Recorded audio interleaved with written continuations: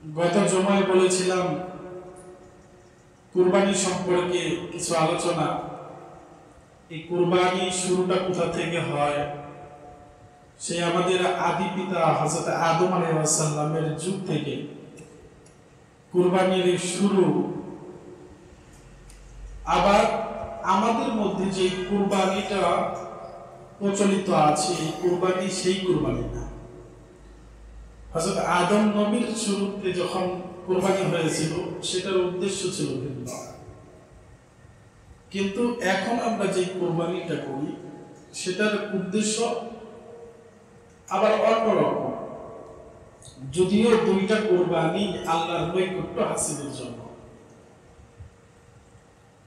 তো গত শুক্রবারে বলেছিলাম আগামী জুমায় আল্লাহ পাক রব্বুল আলামিন তৌফিক দান করলে আমরা কোথা থেকে কুরবানি শুরু করলাম, আমাদের উপরে কিভাবে কুরবানিটা ওয়াজিব হলো, সেই বিষয়ে কিঞ্চিৎ আলোচনা করব। তো আল্লাহ পাক রব্বুল আলামিন আমাদেরকে সবাইকে সহি সালামতে আবারও দীর্ঘ এক সপ্তাহ পর মসজিদে আসার তৌফিক দিয়েছেন। আল্লাহ পাক রব্বুল আলামিন প্রত্যেকটা মানুষকে নাজ নিয়ামতে ভরপুর করে রেখেছেন, কাউকে অল্প কাউকে বেশি। এই প্রত্যেকটা শ্রেণীর লোকই আল্লাহ পাক রব্বুল আলামিনের শুকরিয়া আদায় করে, হয়তো কেউ কম কেউ বেশি, কেউ বিপদে পড়লে কেউ সুখী। কিন্তু মানুষকে আল্লাহ পাক রব্বুল আলামিন যে উদ্দেশ্য করে তৈরি করেছেন, সৃষ্টি করেছেন, সেই উদ্দেশ্যটাকে সকলেই পূর্ণভাবে পূর্ণতা লাভ করে না। অর্থাৎ আল্লাহ পাক রব্বুল আলামিন মানুষকে পাঠাইছেন তার ইবাদত বন্দেগী করার জন্য। আমরা তার ইবাদত বন্দেগী যথার্থভাবে করি কিনা সেটা আমাদের বিবেচনা করতে হবে। পাঁচ ওয়াক্ত নামাজ পড়তেছি কিনা, হজ করতেছি কিনা, যাকাত দিতেছি কিনা, এগুলো সব যেগুলো ইসলামের পাঁচটা ভিত্তি আছে, নামাজ, রোজা, হজ, যাকাত, কালেমা, এগুলাকে পরিপূর্ণ আদায় করার পর মানুষের উপর অনেক দায়িত্ব থাকে। মানুষ মিথ্যা কথা বলবে না, চুরি করবে না, অন্যের উপর জুলুম করবে না। এই যে কুরবানির সময় কুরবানি দেবে, এগুলা মানুষের দায়িত্ব, ইবাদতের অংশ। এই কুরবানিটা কোথা থেকে আসছে? কুরবানি শব্দের অর্থ হলো নিকটবর্তী হওয়া। আমাদের যে জাতি পিতা হযরত ইব্রাহিম আলাইহিস সালাম আছেন, ওনাকে আল্লাহ পাক রব্বুল আলামিন বিভিন্ন ভাবে পরীক্ষা করেছেন। কোরআনের মধ্যে আসছে হযরত ইব্রাহিম আলাইহিস সালাম মূর্তি পূজারীদের বিরোধিতা করতেন। তার পিতা আজর বলতো, যদি তুমি মূর্তি পূজারীদের বিরোধিতা করো, তুমি অন্য খোদার দাওয়াত দাও, তাহলে তোমাকে দেশ ছাড়া করে দেওয়া হবে। হযরত ইব্রাহিম আলাইহিস সালাম চিন্তা করলেন যে আমাকে দেশ ছাড়া করা হোক, আমি আমার বাবার কথা শুনবো না, বরং আমাকে যিনি সৃষ্টি করেছেন সেই সৃষ্টিকর্তার কথা শুনব। পরীক্ষা দিয়েছেন ইব্রাহিম আলাইহিস সালাম বিভিন্ন ভাবে। হযরত ইব্রাহিম আলাইহিস সালাম আগুনের মধ্যে পড়েও আল্লাহকে ভুলেন নাই। এজন্যই ইব্রাহিম আলাইহিস সালামের নামের শেষে খলিলুল্লাহ ব্যবহার করা হয়। আল্লাহর বন্ধু, আস্থা ভাজন ব্যক্তি, বিশ্বস্ত ব্যক্তি, প্রিয় ব্যক্তি। সেই ইব্রাহিম আলাইহিস সালাম আল্লাহ পাক রব্বুল আলামিনের ইবাদত বন্দেগী করেন, এত পরীক্ষা দেন, এরপরেও আল্লাহ পাক রব্বুল আলামিন ইব্রাহিম আলাইহিস সালামকে আরেকটু পরীক্ষা করতে চাইলেন। ইব্রাহিম আলাইহিস সালাম যখন ৮৬ বছরে উপনীত হয়েছে, তখন হযরত ইব্রাহিম আলাইহিস সালাম বলেন, রব্বি হাবলি মিনাস সালিহিন, হে আল্লাহ, আমি বার্ধক্যে উপনীত হয়ে গেছি, ওগো আল্লাহ, তুমি আমার জন্য একটা পুত্র সন্তান দান করো। আল্লাহ পাক রব্বুল আলামিন হযরত ইব্রাহিম আলাইহিস সালামের দোয়া কবুল করলেন। হযরত ইব্রাহিম আলাইহিস সালামের দোয়া কবুল করে একটা ফুটফুটে সন্তানের সুসংবাদ হযরত ইব্রাহিম আলাইহিস সালামকে আল্লাহ পাক রব্বুল আলামিন দিলেন। ৮৬ বছর বয়স, বার্ধক্যে উপনীত হয়ে গেছে, বয়স হয়ে গেছে, কিন্তু ইব্রাহিম আলাইহিস সালাম দোয়া করেছেন, নবী দোয়া করেছেন, আল্লাহ পাক রব্বুল আলামিন দোয়া কবুল করে ফেলেছেন। হযরত ইব্রাহিম নবীকে আল্লাহ পাক রব্বুল আলামিন একজন পুত্র সন্তানের সুসংবাদ দিয়ে দিলেন। আল্লাহ পাক রব্বুল আলামিন তার বন্ধুকে, প্রিয় ব্যক্তিকে বিভিন্ন সময় বিভিন্ন ভাবে পরীক্ষা করেছেন। আল্লাহ পাক রব্বুল আলামিন পুত্র সন্তান দান করার পর আরো কঠিন পরীক্ষা তার জন্য উপস্থিত করলেন। ইব্রাহিম আলাইহিস সালামকে বললেন যে তুমি তোমার সন্তান, তোমার স্ত্রী দুজনকে বনবাসী দিয়ে আসো, অর্থাৎ তুমি যেই জায়গায় থাকো এই জায়গা থেকে দূরবর্তী একটা স্থানে নিয়ে রেখে আসো। হযরত ইব্রাহিম আলাইহিস সালাম যেহেতু আল্লাহর নবী, আল্লাহ পাক রব্বুল আলামিন আদেশ করেছেন, আদেশের কোনো ব্যতিক্রম হয়নি। হযরত ইব্রাহিম আলাইহিস সালাম আল্লাহর আদেশকে নিজ সন্তানকে, স্ত্রীকে একটা মরুভূমির মধ্যে রেখে আসছেন। নির্জন মরুভূমি, কোনো মানুষ নাই, ওই জায়গাতে হযরত ইব্রাহিম নবী তার সন্তান এবং স্ত্রীকে রেখে আসছে।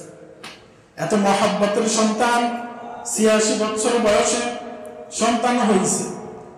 ৮৬ বছর বয়সে সন্তান হওয়ার পর ওই সন্তানের প্রতি কত মহব্বত থাকতে পারে, কত ভালোবাসা থাকতে পারে।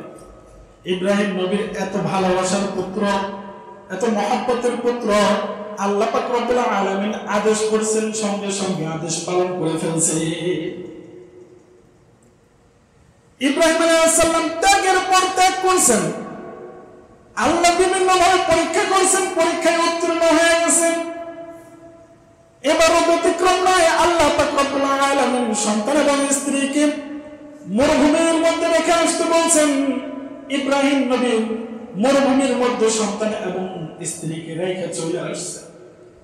এরপর যখন সন্তান বালক হয়েছে, শাহবালক হয়েছে, আল্লাহ পাক রব্বুল আলামিন তার বন্ধুকে আবার পরীক্ষা করতে চাইলেন। পরীক্ষার পর পরীক্ষা। আল্লাহ পাক রব্বুল আলামিন বলেন, ওয়ালা নাবলুওয়ান্নাকুম বিশাইইন মিনাল খাউফি ওয়াল জু'i ওয়া নাকসিম মিনাল আমওয়ালি ওয়াল আনফুসি ওয়াস সামারাত ওয়া বাশশিরিস সাবিরিন। আল্লাহ পাক রব্বুল আলামিন বলেন, আমি বান্দাদেরকে বিভিন্ন সময় বিভিন্ন ভাবে পরীক্ষা করে থাকি। কখনো সম্পদ কেড়ে নিয়ে পরীক্ষা করি, কখনো তার জান কেড়ে নিয়ে পরীক্ষা করি, কখনো তার সন্তানকে কেড়ে নিয়ে পরীক্ষা করি। কেন পরীক্ষা করি জানো? আমি যাতে করে জানতে পারি এদের মধ্যে কে ধৈর্যশীল, কে ধৈর্য ধরে, কে আমাকে ভুলে না, কে আমার শুকরিয়া আদায় করে। আল্লাহ পাক রব্বুল আলামিন হযরত ইব্রাহিম আলাইহিস সালামকে স্বপ্ন যুগে দেখাইলেন যে তিনি তার সন্তানকে কুরবানি করতেছেন। এত আদরের সন্তান, বৃদ্ধ বয়সে সন্তান হয়েছে, এই সন্তানকে নিজের কাছে না রেখে নির্জন মরুভূমিতে রেখে আসছে। সেই সন্তান যখন বাবার সাথে চলাফেরা করার মতো বয়স হয়েছে, এমন সময় হযরত ইব্রাহিম আলাইহিস সালামকে স্বপ্ন দেখাইতেছে যে তুমি তোমার সন্তানকে কুরবানি করো, জবে করো। হযরত ইব্রাহিম আলাইহিস সালাম হযরত ইসমাঈল আলাইহিস সালামকে ডেকে এনে বলেন, ইয়া বুনাইয়া ইন্নী আরা ফিল মানাম, হে আমার বাচ্চা, আমি স্বপ্ন যুগে দেখি, আন্নী আযবাহুকা, এর সন্তান আল্লাহ পাক রব্বুল আলামিন আমারে স্বপ্নে দেখায়, আমি স্বপ্নের মধ্যে দেখি আমার আল্লাহ আমাকে বলতেছে তুমি তোমার সন্তানকে জবাই করো। ফানজুর মাযা তারা, নবী বলেন, এর বৎস তুমি চিন্তা ভাবনা কইরা দেখো তুমি এখন কি করবা। নবীর ছেলে নবী, শুধু নবীর ছেলে নবী না, বরং এই গোত্রের মধ্যে আমাদের নবী হযরত মুহাম্মদ মুস্তাফা সাল্লাল্লাহু আলাইহি ওয়াসাল্লামের জন্ম। ইব্রাহিম নবীর বংশধর। আল্লাহ পাক রব্বুল আলামিন এত বড় একজন নবীকে এই বংশের মধ্যে পাঠাইবেন, এজন্য আল্লাহ পাক রব্বুল আলামিন বিভিন্ন ভাবে পরীক্ষা করে ঝালাই করে তারপরে পাঠাইছে। এজন্য আল্লাহ পাক রব্বুল আলামিন স্বপ্নের মধ্যে হযরত ইব্রাহিম আলাইহিস সালামকে জানিয়ে দিলেন যে তুমি তোমার প্রিয় বস্তুটি তোমার সন্তানকে কুরবানি করে দাও, জবাই করে দাও। আমি আপনি যদি স্বপ্নের মধ্যে দেখতাম আল্লাহ পাক রব্বুল আলামিন আমাকে স্বপ্ন দেখাইতেছে এইরকম, আমি আপনি হয়তো বিভিন্ন ব্যাখ্যার চেষ্টা করতাম যে হয়তো আমার সন্তানকে দেখাইতেছে, হয়তো সন্তানকে না দিয়া বাড়ির একটা মুরগি জবাই করলেও হয়ে যাইব, বা এই জিনিসটা দেখাইয়া অন্য জিনিসের দিকে ইঙ্গিত দিতেছে। কিন্তু ইব্রাহিম আলাইহিস সালাম তো জানেন আমি একজন নবী, আর নবীদের স্বপ্ন সত্য, সত্যের মধ্যে কোনো ঘাটতি নাই, কোনো সন্দেহ নাই, আমি যা স্বপ্নে দেখছি তাই সত্য। এজন্য ইব্রাহিম আলাইহিস সালাম তার সন্তানকে ডেকে বলেন, ইয়া বুনাইয়া ইন্নী আরা ফিল মানামি আন্নী আসবাহুকা ফানজুর মাযা তারা। এর বৎস, আমি স্বপ্নের মধ্যে দেখি আমার আল্লাহ আমাকে আদেশ করে আমি যেন তোমাকে জবাই করি। আমার আপনার সন্তান হইলে কি বলতো, তোমার আল্লাহ তোমাকে স্বপ্নে দেখায়, তুমি যা খুশি তাই করো, আমার জীবনে দিতে পারবো না।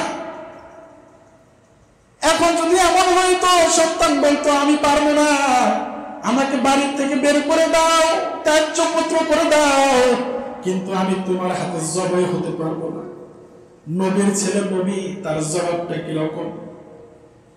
নবীর ছেলে নবী হযরত ইসমাঈল আলাইহিস সালাম বলেন, ইয়া আবাতি ফাআল, হে আমার বাবা, তোমাকে তোমার আল্লাহ যা আদেশ করছে তাই তুমি করো।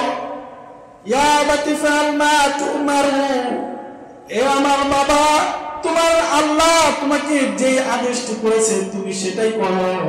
সাতাজিদুনি ইনশাআল্লাহু মিনাস সাবিরিন। ইসমাঈল নবী বলেন যে আল্লাহ পাক রব্বুল আলামিন যা আদেশ করেছে সেটাই করেন, আপনি অবশ্যই আমাকে দেখতে পাইবেন ধৈর্যশীলদের কাতারে। হযরত ইসমাঈল আলাইহিস সালাম এমনটা বলেন নাই যে আমি ধৈর্য ধরবো, ধৈর্য ধারণকারী হব, এমনটা বলেন নাই। উনি বলেন সাতাজিদুনি ইনশাআল্লাহু মিনাস সাবিরিন, হে আমার বাবা, নিশ্চয় আপনি আমাকে আল্লাহ যদি চান তাহলে ধৈর্যশীলদের সাথেই দেখবেন। হযরত ইসমাঈল আলাইহিস সালাম বুঝাইতে চাইছেন যে দুনিয়ার বুকে আমি একমাত্র ইসমাঈল শুধু ধৈর্য ধারণকারী নয়, বরং এই দুনিয়ার বুকে আরো অনেক নবী এসেছে, আরো অনেক আউলিয়া এসেছেন, আরো অনেক কুতুব এসেছেন। আল্লাহ পাক রব্বুল আলামিন প্রত্যেককে পরীক্ষা করেছেন, প্রত্যেকেই ধৈর্যের পরীক্ষা দিয়ে উত্তীর্ণ হয়েছে। আমি ইসমাঈলও তার ব্যতিক্রম নই, বরং আমি ইসমাঈলও তাদের কাতারের মধ্যেই দাঁড়িয়ে যাব ইনশাআল্লাহ। আমি ইসমাঈল পিছপা হব না। হযরত ইব্রাহিম আলাইহিস সালাম ছেলের কথায় খুশি। আল্লাহ তাআলা আদেশ করেছেন, সন্তান রাজি আছে, এবার সন্তানকে কুরবানি দেওয়া হবে। ইব্রাহিম আলাইহিস সালাম তার স্ত্রীকে বলেন, সাজায়া দাও পুত্রটিকে, আমি আমার পুত্রকে নিয়ে এক জায়গায় যাব, একটু সুন্দর করে সাজায়া দাও। ইসমাঈলের আম্মা ইসমাঈলকে সুন্দর করে সাজিয়ে দিলেন।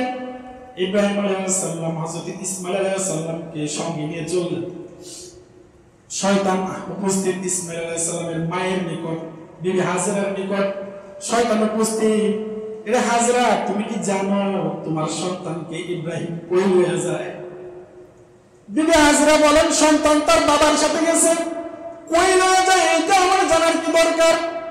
বাবার সাথে সন্তান নিরাপদ, এর চেয়ে নিরাপদ আর কোনো জায়গা নাই। শয়তান বলে, এরে হাজরা, তুমি জানো না তোমার স্বামী তোমার সন্তানকে কুরবানি করার জন্য লয়ে যায়। হাজরা ডাক দিয়া বলে, আমার স্বামী আমার সন্তানকে কুরবানি করতে লয়ে যায় কেন? শয়তান বলে যে তার আল্লাহ তাকে আদেশ দিয়েছে। বিবি হাজরা বলেন, যদি আল্লাহ তার নবীকে আদেশ দিয়ে থাকেন আর নবী তার আদেশ পালনের জন্য তার সন্তানকে লয়ে যায়, তাহলে সেখানে আমি আর তুমি ঠেকাবার কে? মায়ের মন তো চিৎকার করে কান্না করে করে ওঠার কথা, দৌড়ে যাওয়ার কথা, থামিয়ে দেওয়ার কথা, না না আমার সন্তানকে লইয়া যায় না। কিন্তু নবীর স্ত্রী, তার মধ্যে আল্লাহ পাক রব্বুল আলামিন এমন বুঝদান করছেন, বলতেছেন যে শয়তান তোর আর আমার কোন ক্ষতি?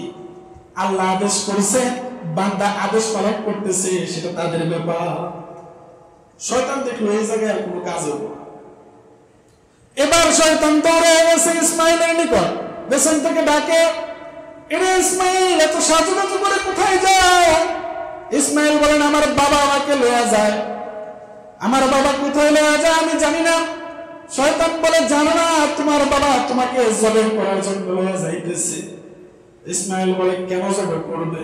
শয়তান বলে তার আল্লাহ তাকে আদেশ করছে। ইসমাইল নবী বলেন তুমি কি জানো যে আল্লাহ তাকে আদেশ করছে? কয় হ্যাঁ আল্লাহ আদেশ করছে, এটা আমি জানি। কয় তাহলে সমস্যা কোথায়? আল্লাহ তার নবীকে আদেশ করছে, নবী তার সন্তানকে জবেহ করবে, এতে তোমার আর আমার কোন ক্ষতি? ইসমাইলের কথা শুনে শয়তান চলে গেছে, দেখলো যে এখানে কোনো লাভ হবে না। এবার ইব্রাহিম আলাইহিস সালাম জায়গার মতো নিয়ে যে জায়গায় জবেহ করার কথা ওই জায়গায় নিয়ে উপস্থিত হয়েছে ইসমাইলকে। ইসমাইলকে সব কিছু খুলে বলার পর ইসমাইল বললেন যে আল্লাহ আপনাকে যা আদেশ করেছে আপনি তাই পালন করেন, নিশ্চয় আপনি আমাকে ধৈর্যশীলদের কাতারে পাইবেন।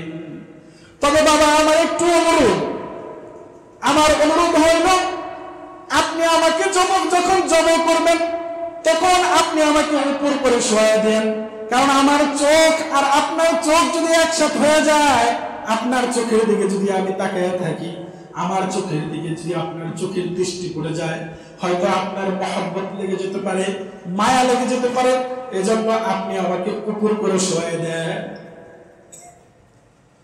ইসমাইল নবী বলেন আরো একটি অনুরোধ, এই যে আমার শরীরের মধ্যে যে জামা কাপড় আছে এই জামা কাপড় গুলা গুছায় রাখেন, আলাদা করে একটু গুছায় রাখেন, যাতে করে জবে করার সময় রক্ত ছিটে আমার জামা লাল না হয়ে যায়। কারণ যখন আপনি বাড়িতে যাইবেন আমার মা হয়তো জিজ্ঞাসা করতে পারে আমার সন্তান কোথায়, তখন হয়তো আপনি ঘটনা খুলে বলার পর অন্তত পক্ষে জামাটা তার হাতে দিলে একটু সান্ত্বনা পাইতে পারে। কিন্তু ওই জামার মধ্যে যদি রক্ত থাকে আমার মা হয়তো হাওমাও করে কান্না করে ফেলতে পারে। এজন্য আমার জামাগুলো একটু গুছিয়ে রাখেন, যাতে করে আমার জামার মধ্যে কোনো রক্ত না লাগে। হযরত ইব্রাহিম আলাইহিস সালাম তার সন্তানের কথা শুনে খুশি হয়ে গেলেন। খুশি হওয়ার কারণ কি? কারণ খুদ আল্লাহ পাক রব্বুল আলামিন আদেশ করেছেন। আদেশ করার পর এমনও হতে পারত সন্তান রাজি হইতেছে না, জোর জবরদস্তি করতে হইতেছে, কিন্তু না, আল্লাহ পাক রব্বুল আলামিন আদেশ করার পর যেমন ইব্রাহিম আলাইহিস সালাম তার আনুগত্য প্রকাশ করছে, ইব্রাহিম আলাইহিস সালাম জবেহ করার কথা বলার পর তার সন্তানও ঠিক তার আদেশের আনুগত্য হয়ে গেছে। এবার জবেহ করার জন্য প্রস্তুত। হযরত ইসমাঈল আলাইহিস সালামকে শোয়া দিয়েছেন। হযরত ইব্রাহিম আলাইহিস সালাম শুরুতে ধার করার পর হযরত ইসমাঈল আলাইহিস সালামের ঘাড়ের উপর তরবারি রাখছে, চোখ বন্ধ করে রাখছে, কাপড় দিয়ে বা অন্য কোন পদ্ধতিতে চোখ বন্ধ করে রাখছে, যাতে করে সন্তানকে না দেখতে পায়। ৮৬ বছর বয়সে সন্তান হয়েছে, ওই সন্তানের প্রতি তো আলাদা মহব্বত। ওই সন্তান হওয়ার পর আবার মরুভূমির মধ্যে রাইখা এসে ভেতরে অনেক যন্ত্রণা। আবার সেই সন্তানকে যখন জবাই করতে যায় তখন বাবার মন কেমন হইতে পারে। চোখ বন্ধ করে জবাই করবে যাতে করে মায়া না লেগে যায়। জবাই করতেছে এমন সময় আল্লাহ পাক রব্বুল আলামিন হযরত ইব্রাহিম আলাইহিস সালামকে ডাক দিয়ে বলেন যে আমি তোমার পরীক্ষায় খুশি হয়েছি, আর যেই পরীক্ষা তুমি দিলা এই পরীক্ষাটা কিয়ামত অবধি জারি করে রাখবো। হযরত ইসমাঈল আলাইহিস সালামকে সরাইয়া একটা দুম্বা ওই জায়গায় শোয়া দিয়েছেন। দুম্বা কুরবানি হয়ে গেছে। হযরত ইব্রাহিম আলাইহিস সালাম চোখ খুলে দেখেন তার সন্তান পাশে বসে মুস্কি মুস্কি হাসতেছে। ওই যে ওই দিন কুরবানি করলো, ওই কুরবানি ইসমাঈল আলাইহিস সালামের জায়গায় একটা দুম্বা কুরবানি হয়ে গেছে। ওই সময় থেকে কুরবানিটা জারি হয়ে গেছে। আল্লাহ পাক রব্বুল আলামিন বলেন যে কিয়ামত অবধি এই কুরবানিটা জারি থাকবে। সেই কুরবানি আজকে আমি আপনি পেয়েছি। আমাকে আপনাকে আল্লাহ পাক রব্বুল আলামিন সন্তান জবাই করতে বলে নাই, বরং মনের পশুত্বকে জবাই করতে বলছে। মনের ভেতরে, আত্মার ভেতরে যে পশুত্বটা থাকে সেইটাকে জবাই করতে বলছে। আল্লাহ পাক রব্বুল আলামিন বলেন, লা ইয়ানালাল্লাহু লুহুমুহা ওয়ালা দিমাউহা ওয়ালাকিন ইয়ানালুহুত তাকওয়া। আমি তোমাদের গোশতও চাই না, রক্তও চাই না, বরং আমি তো দেখতে চাই তোমাদের অন্তরটা কতটুকু পবিত্র, কতটুকু পাক। এজন্য আমরা যারা কুরবানি দিতে চাইতেছি, কত টাকা দিয়ে কিনলাম, কত বড় কিনলাম, এগুলা স্ট্যাটাস না দিয়া জবাই করছি, এই যে কুরবানির গোশত বন্টন করতেছি, এইগুলা ফেসবুকে না দিয়া আমার প্রতিবেশী কে কুরবানির গোশত পাওয়ার যোগ্য তাকে দেওয়ার ব্যবস্থা করি। প্রতিবেশী কে না খেয়ে আছে তাকে গোশত দেওয়ার ব্যবস্থা করি। আমার কুরবানি দেওয়ার সামর্থ্য আছে, আমি একটা অংশ হলেও কুরবানি দিই। একটা গরুতে তো 7টা অংশ থাকে, আপনি ইচ্ছা করলে 7 জন মিলে একটা কুরবানি দিতে পারেন। যদি তা দিতে মনে না চায় তাহলে একটা খাসি কুরবানি দিতে পারে। কুরবানি দিলে কি হয় যে আপনার পাশের বাড়ি একজন না খেয়ে থাকে বা গরিব, গোশত কেনার হয়তো টাকা পয়সা নাই, তাকে একটু দিলেন, নিজে খাইলেন, আত্মীয় স্বজনকে দিলেন, একটা ভ্রাতৃত্ব বোধ সৃষ্টি হয়। একে অপরের মধ্যে সম্পর্কটা অটল হয়, জোরালো হয়, শক্তিশালী হয়, ইমানের জজবা বাড়ে, শক্তি বাড়ে। আর যদি খালি গরু কিনলাম এত টাকা দিয়ে, ফেসবুকে দিলাম, মানুষ দেখলো, ওইটার মধ্যে কোনো লাভ নাই। এইটার দ্বারা পশুত্ব দূর হইল না, বরং মুখ দেখানোটা আমার ভেতরে জায়গা করে নিল। এজন্য আমরা যারা পারি অবশ্যই কুরবানি দেব। আর কুরবানির মাসালা হলো, এই কুরবানির সমস্ত গোশত নিজে খাওয়া যাবে, বিলাইতে হবে বা সমাজে বন্টন করে দিতে হবে, এটা শরীয়তের কোনো মাসালা না। বরং একটা কুরবানি নিজে দিয়ে পুরো গোশত নিজে খাইলেও কোনো সমস্যা নেই। কারণ আল্লাহ পাক রব্বুল আলামিন কি বলছেন যে আমি গোশতও চাই না, রক্তও চাই না, বরং মানুষের অন্তরটা পরীক্ষা করতে চাই। এই যে গোশত কুরবানিটা দিল, এটা কাকে খুশি করার জন্য দিল সেটা দেখতে চাই। এরপরে সামাজিক যে রীতিনীতি থাকে, সমাজবদ্ধ হয়ে থাকতে গেলে যে রীতিনীতি থাকে, সেটা সামাজিক ব্যবস্থাপনা। সেই ক্ষেত্রে সমাজের মধ্যে আমাদের অংশ দিতে হয়। তবে কুরবানি ওয়াজিবটা সঠিকভাবে পালন করার জন্য গোশত বন্টন করে দেওয়া এটা কোনো আইন না, মাসালা না, এটা সামাজিকতা দিতে হয়। এবং নিজের মনকে পরিশুদ্ধ করার জন্য অপরকে দিলে মনের মধ্যে একটু প্রশান্তি লাভ করা যায়, এই জন্য দেওয়া হয়। যারা চিন্তা করেন যে এত টাকা দিয়া গরু কিনা, ছাগল কিনা, মানুষের দিয়ে দেব, এই চিন্তা যাদের ভিতরে আছে তাদের মনই পবিত্র না। মন পবিত্র করতে হইলে যে গোশত জবাই করছি আল্লাহর রাস্তায় সবটুকু দিয়ে দিলাম বা নিজে খাইলাম, এটা হলো মনের পবিত্রতা। আর এর চামড়াগুলা অবশ্যই বিক্রি করা যাবে না। যদি বিক্রি করেন তাহলে এই টাকা নিজের খাওয়া যাবে না, ওইটা অবশ্যই এই টাকাটা গরিব মিসকিনদেরকে দিয়ে দিতে হবে। এজন্য যেহেতু মাদ্রাসায় এতিমখানা আছে, ওই মাদ্রাসায় চামড়াটা দিয়ে দিবেন অথবা চামড়ার মূল্যটা দিয়ে দিবেন, বা এলাকায় গরিব মিসকিন থাকে তাদেরকে দিয়ে দিবেন। এবং কুরবানির যে পশু এটা যাদেরকে জবাই করাবেন তাদেরকেও একটা পরিমাণ টাকা দিয়ে দিতে হবে। যদি নিজে জবাই করতে পারেন আলহামদুলিল্লাহ, অনেক ভালো, নিজের পশু নিজে জবাই করা ভালো। তবে যদি এর জন্য অন্য কাউকে খাটান, পরিশ্রম করান, তাকে পারিশ্রমিক দিয়ে দিতে হবে, তা না হলে কুরবানি ত্রুটিপূর্ণ থেকে যাবে। এবং এই চামড়া এবং এই যে ভুঁড়ি এগুলো বিক্রি করা যাবে না, কোনোটাই বিক্রি করা যাবে না, বরং একদম আল্লাহকে ওয়াস্তে এটা কুরবানি দিয়ে দিতে হবে। এবং কুরবানি দেওয়ার পরে বুঝতে আপনি পুরোটা খেয়ে ফেলার সমস্যা নাই, কিন্তু এখান থেকে কিছুই বিক্রি করা যাবে না। এবং যারা কষাই, যারা এই গোশতটা বানাইবে, তাদের পারিশ্রমিকও দিয়ে দিতে হবে। এমন করা যাবে না 2500 টাকা দিয়ে আপনি কষাই ঠিক করছেন, 2000 টাকা দিয়ে বললেন ঠিক আছে 2000 টাকা দিলে আমার 1 কেজি গোশত তুমি লয়ে যাও, 1 কেজি গোশতের দাম তো 2700 টাকা। 2000 টাকা নাও আর 1 কেজি গোশত লয়ে যাও, এই কুরবানিও হবে না। তাকে যে পারিশ্রমিক দিয়ে দেওয়ার কথা সম্পূর্ণটা দিতে হবে, এরপরে আপনি যদি গোশত দেন সেটা খুশি হয়ে দিলেন। বিনিময়ে কোনো গোশত কাউকেই দেওয়া যাবে না, কাউকেই না। আপনি আপনার আত্মীয় কেউ দিতে পারবেন না যে তুমি তো আমার কাছে 200 টাকা পাও, তো তোমার আমি 1 কেজি টাকা দিলাম, 200 টাকার দাবি রাখবো না, এই কুরবানিও হবে না। যাকে দিবেন একবার আল্লাহকে ওয়াস্তে, এর মধ্যে কোনো বিনিময় থাকতে পারবে না। আল্লাহ পাক রব্বুল আলামিন আমাদেরকে কুরবানির সঠিক মাসালা বুঝে কুরবানি দেওয়ার তৌফিক দান করুন। সকলে বলে আমিন।